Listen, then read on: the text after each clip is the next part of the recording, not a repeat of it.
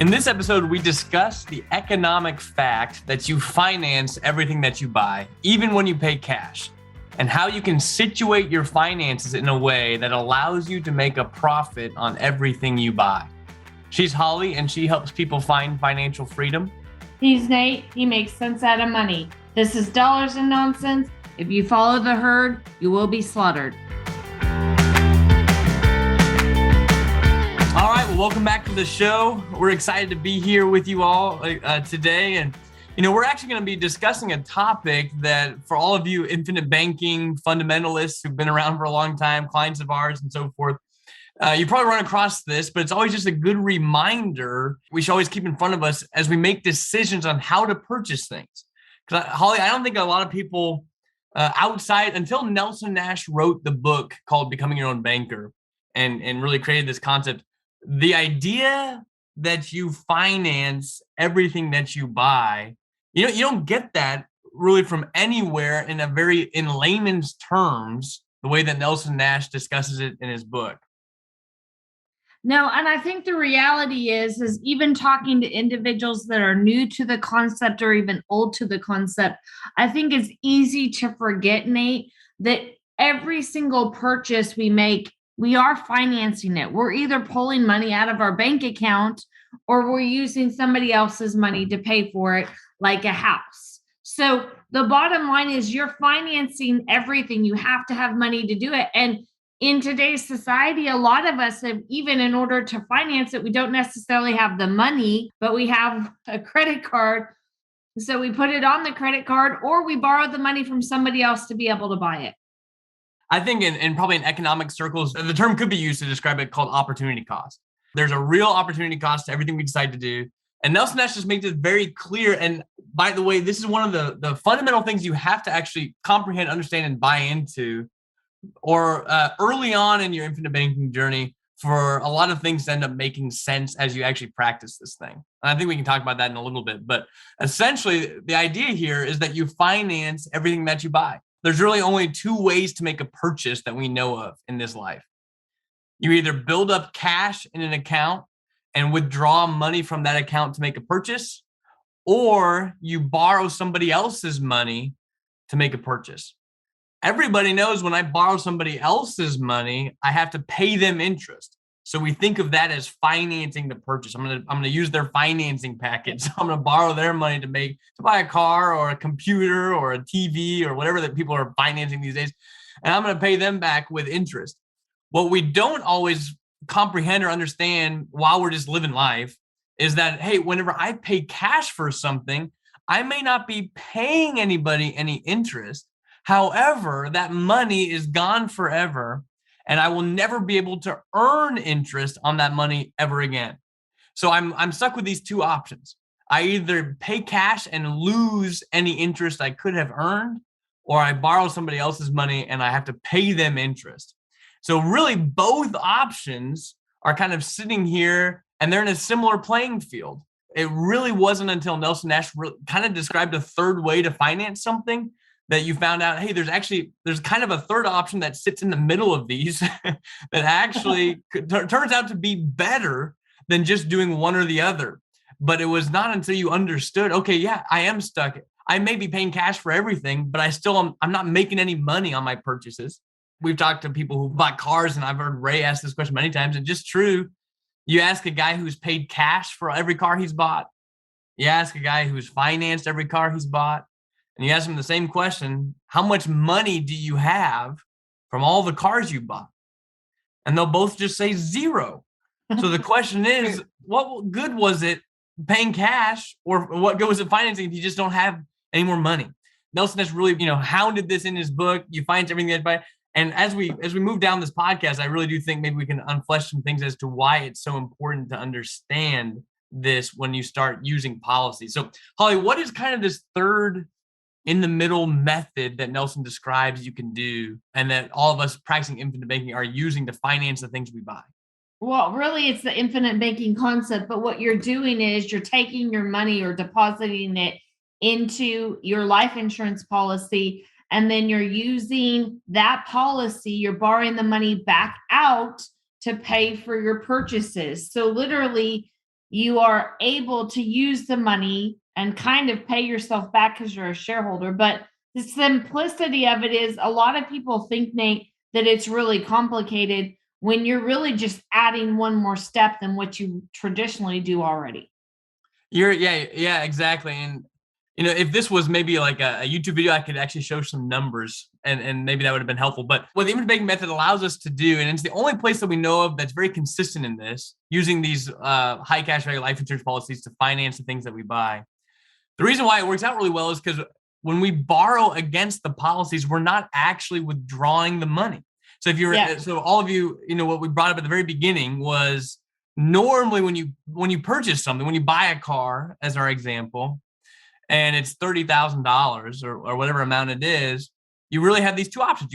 I can build up cash in an account and then spend it all on this car, and that money's gone forever and won't earn me anything, or I can borrow somebody else's money and pay them interest for this car. That's the only two options we have.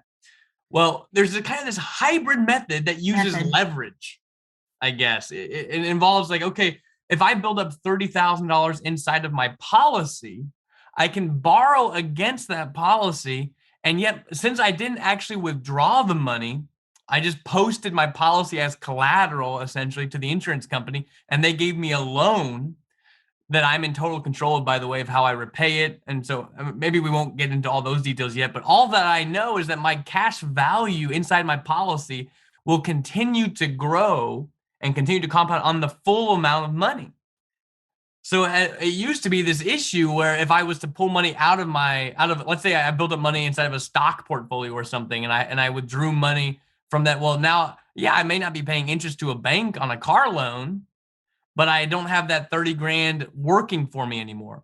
Well, this is this interesting hybrid because yes, I can build up money in a policy and borrow against it and have the policy continue to grow on the full amount because it's not actually withdrawal. But the loan is a real loan though, Holly. In other words, we are going to pay interest on this policy loan, but the reason why it works out so well is because the loan is on an ever decreasing balance. So let's say I borrow money to buy a car and I start paying back my policy. I'm paying interest on the policy loan. However, every time I make a payment, the balance on that loan goes down. So the interest that's being charged is on an ever decreasing balance. So I start paying less and less interest to the insurance company for the policy loan.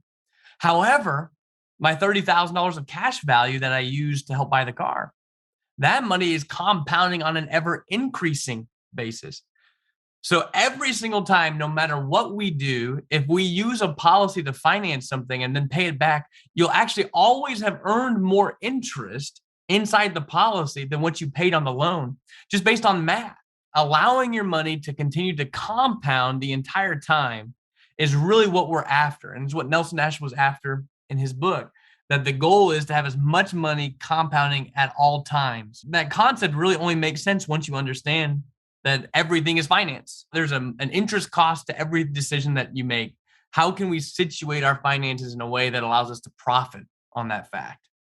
Well, and I think, Nate, too, the reality is when we say it's a hybrid, you're pulling a loan. So in reality, you are paying cash, but the interest that you're paying is back to the insurance company versus like a bank or somebody else. And you're a shareholder in that insurance company. So you are making a profit, and the fact that the money never left your life insurance policy. Now, that's a key there. He said that it never left the policy. It's a loan. So it's still in there accruing compounding interest. And the reality is that you do it.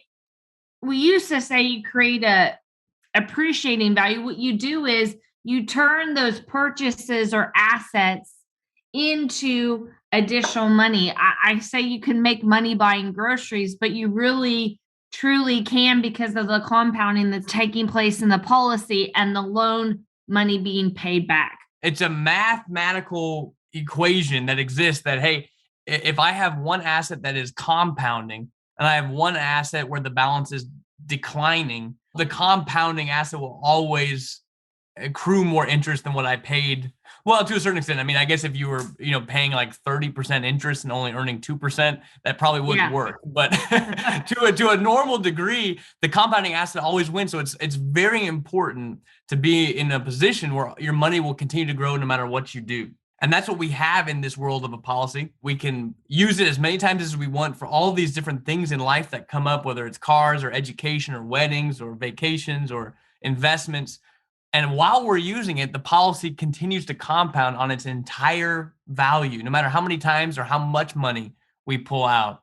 And that is, it's hard to realize that the power of that until you can see it for your very, in your own situation. One of the reasons I wanted to also bring up too, Holly, why it's very important to understand this is because as you're getting into the infinite banking world, maybe for those of you who already have policies, a very common question we get is, well, why would I want to use my policy and pay interest on it? Or there's some of these questions can still come up of like, well, how is a policy loan beneficial to me? Yeah. And why would I pay interest on it? And you have to take everybody back to the truth that everything is financed. So while it is true, if I take out a policy loan, I'm going to pay interest on it. The question is, how much money is my policy going to grow on the back end compared to the interest that I end up paying on the loan? And anytime the growth is greater than what I pay, I'm a happy camper.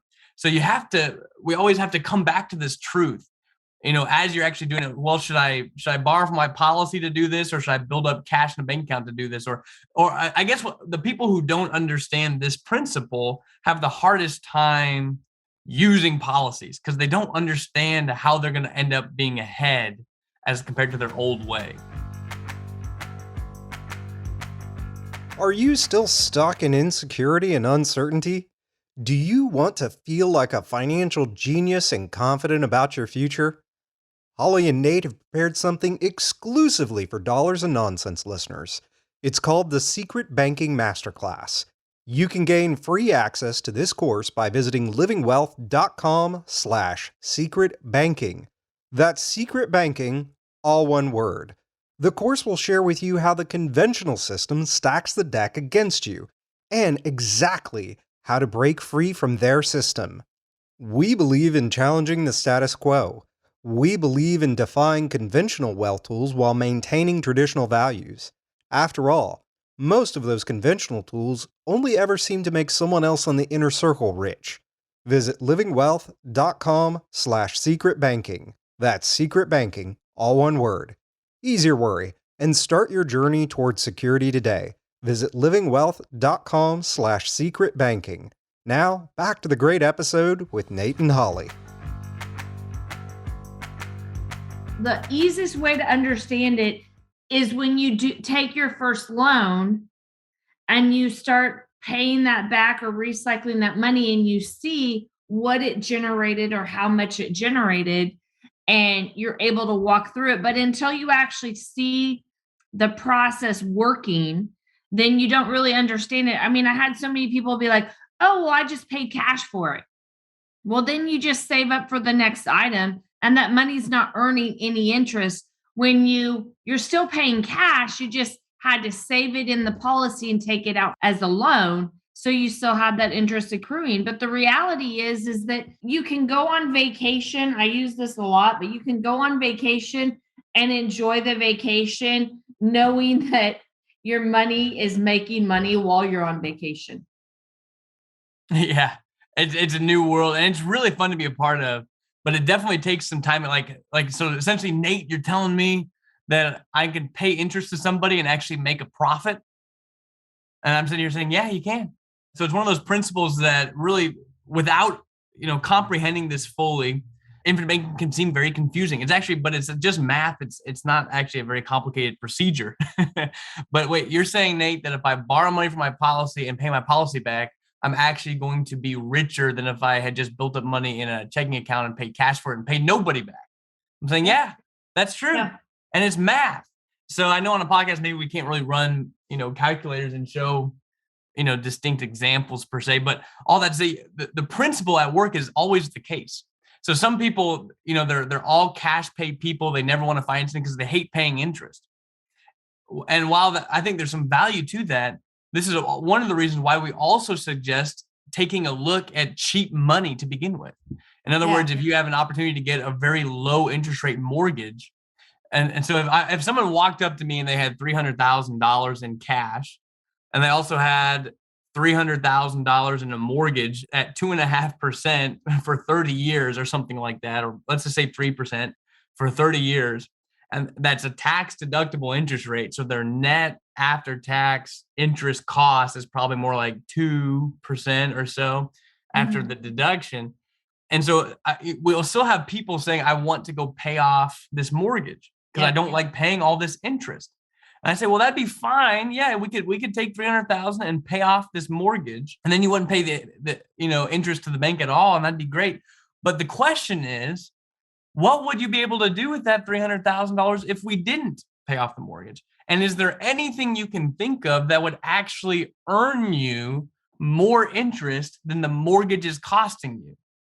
And, as we're sitting here, obviously a policy would fit that bill, but almost anything in life would fit that bill. Yeah, will generate you more interest. Would generate more profit, more interest than what it's costing you to hold that loan. So the same principle applies everywhere, that not all interest is bad. The question is, are you able to make more than what it's going to cost you? And that should really help you determine what choice to go forward with. But the nice thing about the policy is it's just caked into the system.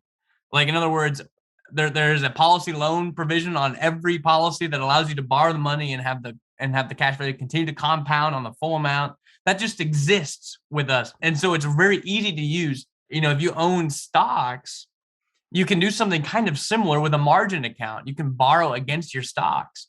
The problem is, since stocks are not guaranteed to grow, if they lose value, you can be in a dangerous position, because if you've borrowed enough and then the stocks go down in value, there can be this thing called a margin call, and you're forced to sell your stocks at a huge loss, no questions asked, to repay the bank and so forth. So there's a lot of risk involved there. So in other words, there's opportunity to do this similar style of financing with other assets, but there's nothing that just comes pre-packaged that works perfectly no matter what, as using an infinite banking policy to finance things of life. That's why it's the best tool we know of to make this happen. As much as it might seem complicated, it really isn't. It's just understanding that literally you're either giving your money away to somebody else, irregardless whether you're paying cash or you're borrowing from somebody else. You're literally giving what you're earning away to somebody else. Doesn't matter. And unless you change the way that system works so that your money comes back towards you or is earning a profit while you're using it, then you're never really going to get ahead in life by just doing the same old thing. I mean, have you ever heard of somebody that's made millions of billions of dollars by paying cash for everything? Rarely ever. But borrowing at a low interest rate and then using their money for something else they have. Well, this is the same concept. What you're doing is you're just using your money in a system that allows you to be able to borrow it and go out and make more profit on it. Yeah, I remember a story that this really hit home, that the wealthy are using this obviously all the time. There's many different stories. I can think of two. First off, Mark Zuckerberg back in 2010, 2011, after the financial crisis, when mortgage rates were really just bottoming out. And people were surprised that he went out and bought his home and he did not pay cash for it. They're like, this guy's a billionaire and he's got a mortgage on his home. And they asked him, why is Mark Zuckerberg borrowing money to buy this house when he's got billions of dollars? And they said exactly this. They say, right, a bank is willing to offer him money 30 years. It was like 2% at the time, because he's like a completely no risk borrower. There's no way this loan's going to default. So they gave him money at like 2%. And I mean, that's what they said. That's what he said. He said, I know for a fact I can take I don't know. It actually wasn't that expensive of a home, by the way. That was also part of the news. It was maybe like $10 or $15 million, which to a lot of us sounds, that's a pretty expensive home. But to a guy who's worth multiple $1 billion, it really wasn't. But they're like, he's saying I can take my $10 or $15 million and do something that's going to earn me a lot more than 2%. So why would I throw the money into the home when I could go throw it to something else? And that's really what we're talking about. Even today, though, it's very common. This is big at Congress right now as far as how to tax rich people, because rich people already they're making all these, mega rich people typically are the owners of, highly traded public companies. Their wealth is solely resided in the stock price of the company that they run. That's very common. And the thing about stocks is you only pay tax whenever you sell the stock. So the stock can appreciate for your entire life. And if you never sell it, you never actually pay tax on the growth that accrues. And so what these rich people do, instead of selling stocks to pay their lifestyle, what do? They just borrow against their portfolios to pay for their lifestyle. That's how the Donald Trumps and the Jeff Bezos and all these people that the liberals want to try to attack for gaming the system. That's just what they do. And it's a loan transaction is never a taxable event. So they're trying to, say, hey, if you've received over $1 million of unrealized gains, we're going to start taxing it, which is going to make a mess of things financially in so many different areas. But they're seeing this is what rich people already do, where I'm going with that, Holly. Rich people are already leveraging their money to allow it to continue to compound, and especially in a tax-free environment, which we automatically get inside of a policy as well. So the you and me level, we're mimicking what the wealthier people are doing to our level, which of course is a lot less zeros on the page, but it's still the same principles they're using to build wealth. They're using their money to do more than one thing. It's right. not guaranteed just sitting there doing absolutely nothing. You guys have to understand the opportunity cost. You have to understand you have to capitalize on your dollar. If you don't do anything different with that dollar, then somebody else is going to, and more than likely it's the rich, because they're not just letting their $1 do one thing. It's doing multiple things, working in multiple ways to earn more money than the dollar it's worth. Exactly. Having money do multiple jobs is also a brand new concept to a lot of people. But the idea that I can have a policy with a cash value that's growing and then leverage that policy to, let's say, go buy a real estate rental property and have that be growing. I got these two things growing at the same time with just $1 that I've used to put into it. It used to be I can either have a policy or something like that or a property. But the fact that I can have both comes from the power of leverage.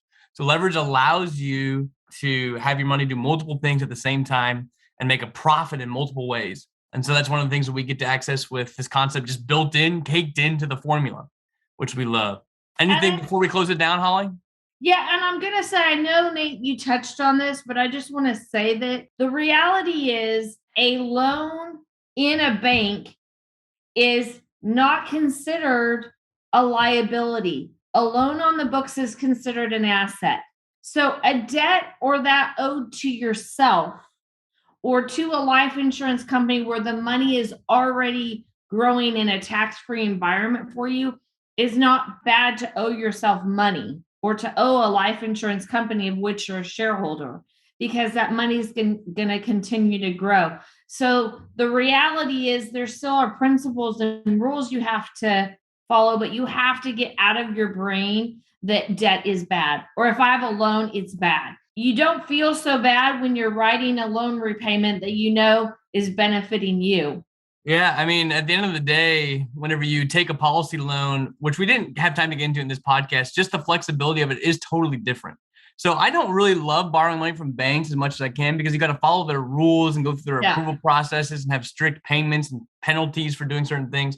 With a policy, it's so flexible. I'm in total control of how I end up repaying this thing, how much I want to put towards it, how often, no penalties or fees or late payment things that are happening. So it's a perfect place where I feel like I'm in total control. I get to benefit from the leverage without all the typical hoops to jump through that I normally would have to go through to be able to access this type of leverage. So it's just a great place to be able to manage money. And as you said earlier, whether you're buying groceries or whether you're buying expensive, commercial property, using the policy to help fund these things, it can help you actually make a profit on every purchase you make simply by allowing the money to compound for the rest of your life, even though you've accessed it to put it to work. And that can be a very powerful solution. Well, thanks everyone for joining us. This has been Dollars and Nonsense. If you follow the herd, you will get slaughtered. For free transcripts and resources, please visit livingwealth.com/E133. Dollars and Nonsense podcast listeners, one more thing before you go. Ease your worry and start your journey towards security today. Visit livingwealth.com/secretbanking. You'll gain instant free access to the special 1-hour course Holly and Nate made for you. Again, that's livingwealth.com/secretbanking.